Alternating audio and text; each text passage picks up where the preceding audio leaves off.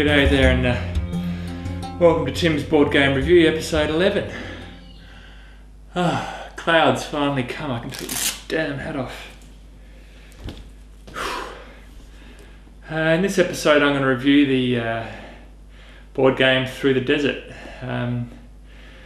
Through the Desert is essentially an abstract strategy game for 2 to 5 players, and a game goes for about 30 minutes, which is quite a long time in this hot desert sun.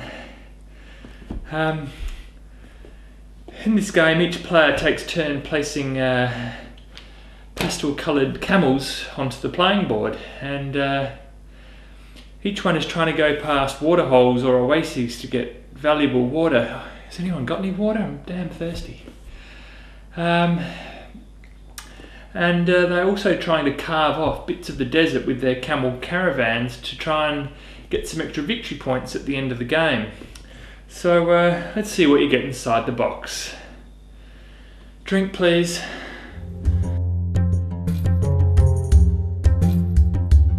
Okay, you get a colour rulebook with the rules shown in a number of languages. A game board which depicts a desert surrounded by mountains. 34 lovely little pastel coloured camels in 5 colours which get placed onto the board to form caravans of camels. 6 plastic riders for each player. A grey camel for each player to designate which colour they are. Oases which are placed onto the board and get you 5 points if you are able to connect your caravan to them. Waterhole markers, which are points that can be picked up during the game. Oasis scoring markers, 10-point scoring chips. Caravan scoring markers, which go to the person with the longest camel caravan in each of the 5 colours. This is what the board looks like set up for a typical 2 or 3 player game.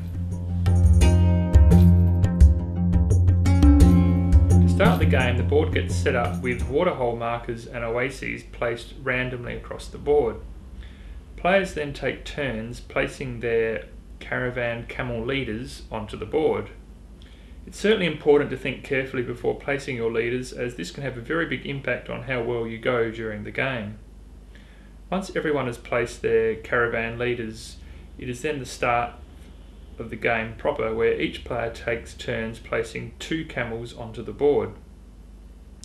There are only a few simple rules for camel placement.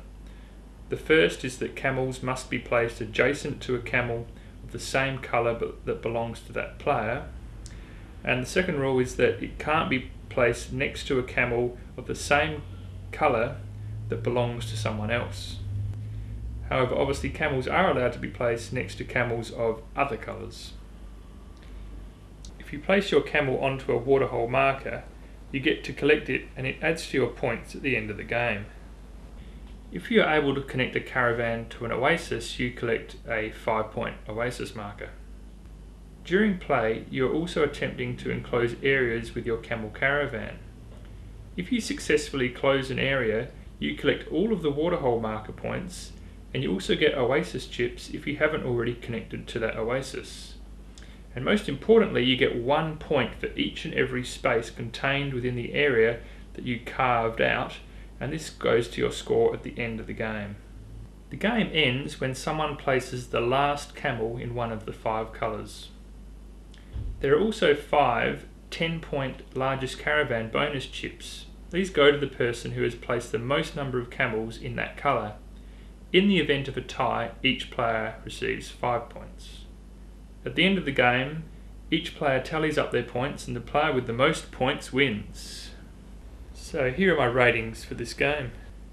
You get pretty decent components with this game. Love them or hate them, the pastel coloured camels are quite famous. Luck factor would certainly be low. There is no hidden information. However, with games with a lot of people, the game can become somewhat chaotic. The fun factor I'd rate that medium, provided that players play the game at a fairly decent pace and don't overanalyse the placement of every camel they put onto the board. Otherwise, this could become quite tedious. Complexity is low. There aren't many rules to the game, and it's certainly a very easy game to pick up.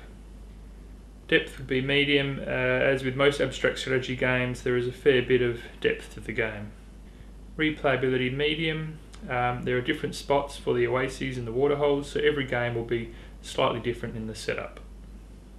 Overall, I gave this game a nice 8 out of 10. It's a nice, short, tactical game that's fairly easy to learn and quite fun to play. So I hope you've enjoyed the review, and until next time, stay cool. Jeez, I'm thirsty. Thanks.